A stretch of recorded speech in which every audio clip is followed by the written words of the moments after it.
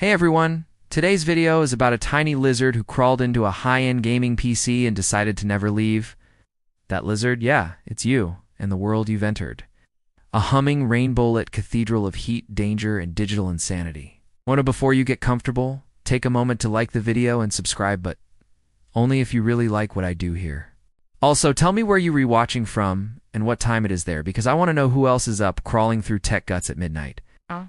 Turn off the lights, maybe turn on the fan for some soothing noise, and let's watch today's video. The first thing that hits you is the heat. It's warm in here, like sunbathing on a rock.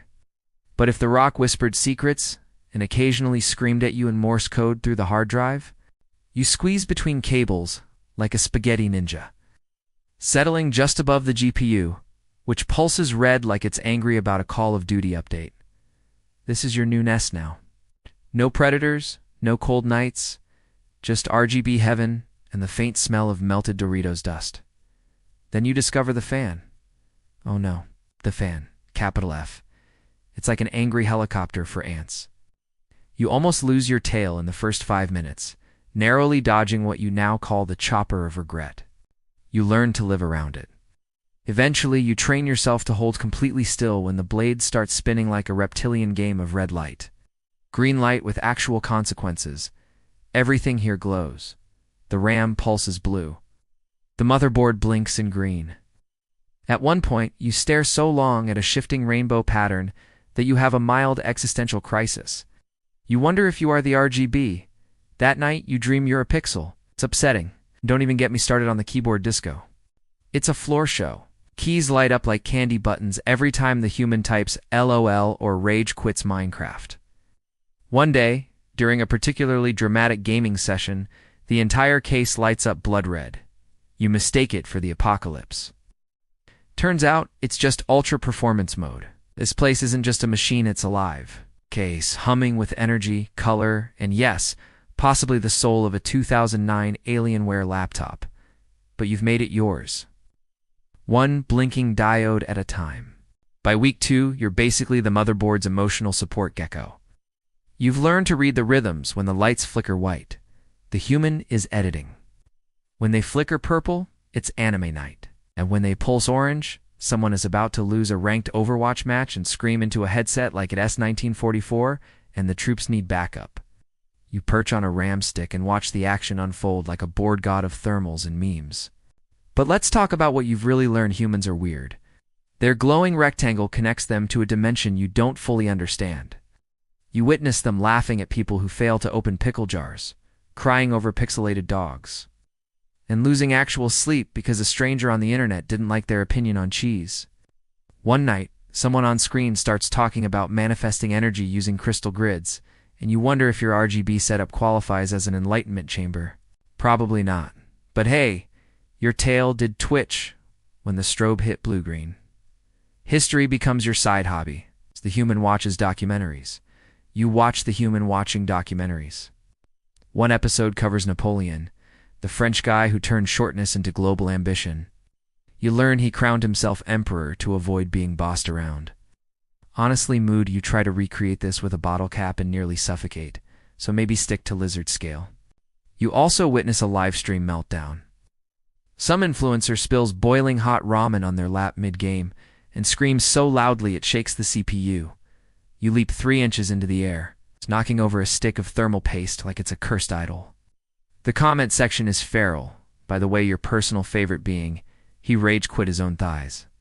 There's a moment during a late-night Valorant session where the lights sync with the soundtrack perfectly. It's oddly beautiful. You're standing in the mesh vent like a reptile poet, whispering color-coded philosophies to the Ethernet port. You start calling it Ether. He doesn't talk back, but you think he listens. He's a good cable. Somewhere between Twitch fails and the Spanish Inquisition docuseries, you realize humans use these lights, these games, these sounds to cope, to escape. Just like you crawled into this PC to find warmth, they crawl into worlds made of code, trying to survive in pixels what they can't in life. So now you're not just living inside the PC, you're vibing with it. You've mapped every LED like constellations, each hue a signal. Blue means quiet contemplation, often accompanied by lo-fi beats and excessive snacking. Red, that's combat mode.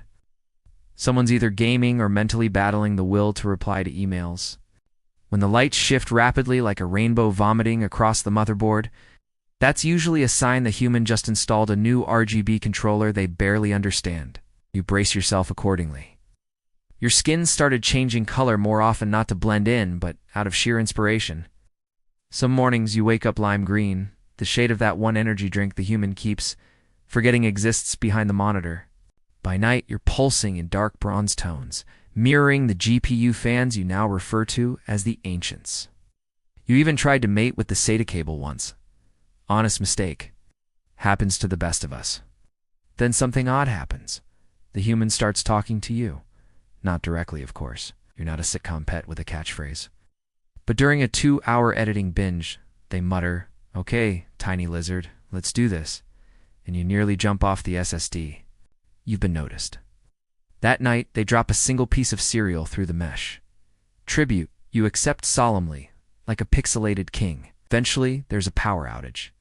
Silence, no worry fans, no pulsing rainbows, just the echo of your own thoughts and the subtle horror of total darkness.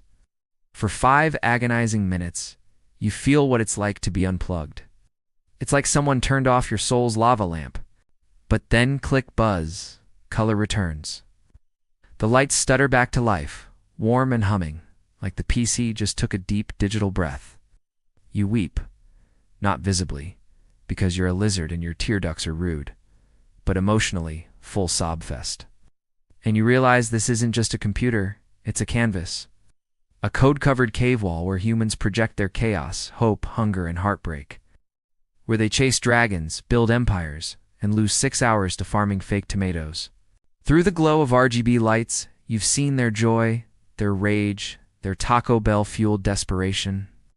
And somehow, in the middle of all that flickering nonsense, you found peace.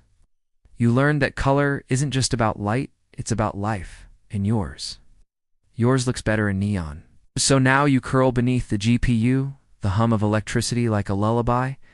The lights breathe around you, casting gentle shadows that ripple like warm waves. Outside this shell, the world is loud, cold, unpredictable, but here the colors shift like moods you've come to understand, soft pinks of comfort. Rich purples of thought, quiet blues of letting go. You're not just a reptile in a machine anymore. You're part of the rhythm, and maybe, just maybe, that's what it means to feel alive in someone else's dream. Rest now, little lizard. Let the colors carry you home. End of script. Thanks for following along.